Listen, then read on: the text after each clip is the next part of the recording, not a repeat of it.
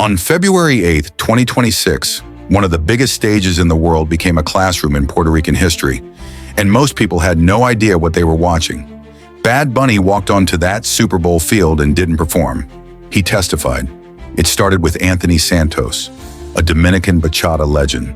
The opening guitar solo, a tribute to a man whose music carries generations of Caribbean struggle. But that's not where the real story begins. It begins in the fields.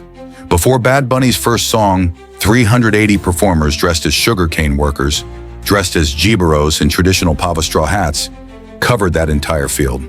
They weren't props. They were a memorial, because sugarcane didn't just build Puerto Rico's economy.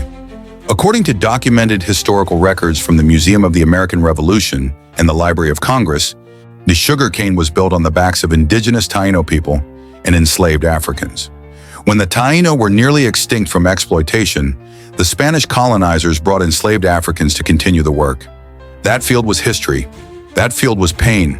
That field was reminder. Then he sang, walking past domino tables, past piragua vendors, past the casita, the small house representing the heart of Puerto Rican community. But then came the electricity. El Apagón, the blackout. Bad Bunny climbed an electrical pole.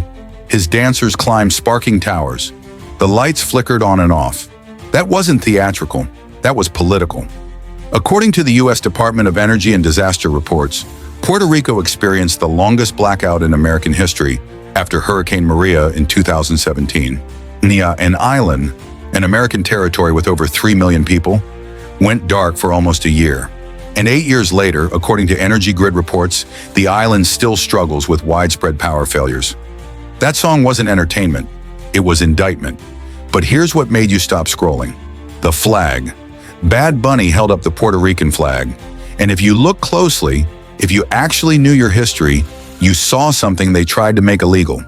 According to historical records documented by the Puerto Rico legislature, that light blue you saw wasn't the official flag. That light blue represented something dangerous, something forbidden. In 1948, Law 53, La Ley de la Mordaza, the Gag Law, was enacted. According to the Puerto Rico legislature and congressional documentation, this law made it illegal to display or own a Puerto Rican flag, even in your own home. The punishment, up to 10 years in prison, a $10,000 fine, and police could enter your home without a warrant to seize that flag.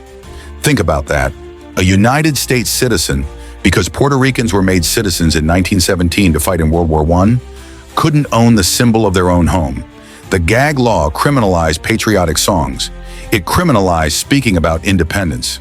It criminalized assembly. It was designed to crush the independence movement and erase Puerto Rican identity. And it stayed law until 1957. For 9 years, flying your nation's flag could destroy your family. That light blue flag, that was the independence flag. The flag that was banned. The flag that cost people their freedom. And Bad Bunny, on the biggest stage in America, signing it in front of 115 million viewers, carried it, waved it, claimed it. Then Toñita appeared. According to historical records, the Caribbean Social Club in Brooklyn is one of the last Puerto Rican social clubs in New York, the only one left. For generations, these clubs provided community, culture, cultural services, and resistance space when Puerto Ricans were denied access to mainstream America. That wasn't just a bartender cameo. That was an altar to survival. But the final moment, the flags of every nation in the Americas walked behind him. Chile, Argentina, Mexico, Colombia, every country. And Bad Bunny said one thing in English, the only English words of the entire performance, God bless America. And he meant it differently than they heard it, because America isn't just the United States. America is the Americas. It's the Caribbean, or it's Puerto Rico. It's the diaspora. It's the island. And what Bad Bunny communicated in 13 minutes, performed almost entirely in Spanish on the largest broadcast stage in the world, was this. We belong here. Our culture belongs here. Our language belongs here. Our history belongs here. And you can't erase us. The president called it terrible, called it un-American. And that's precisely the point. Because to some, American has only ever meant one thing, one language, one culture, one way. And the moment brown people on the biggest stage celebrate who they are, where they come from, suddenly it's not American anymore. But Bad Bunny just proved it is. He proved we are. This is what real Black History Month looks like. Not celebration, reclamation, not remembrance, restoration. He took a flag that was illegal to own, and he stood on the biggest stage in the world, and he waved it anyway, just like his ancestors did, just like his people did when it cost them everything. That's the performance they didn't explain. That's the history they hoped you'd miss. That's the revolution they broadcast live while calling it entertainment. But you know now. Share this. Because every person who sees this flag needs to know what it cost. Needs to know that the light blue represents blood, represents sacrifice, represents a people who refuse to be erased. Bad Bunny didn't perform at the Super Bowl.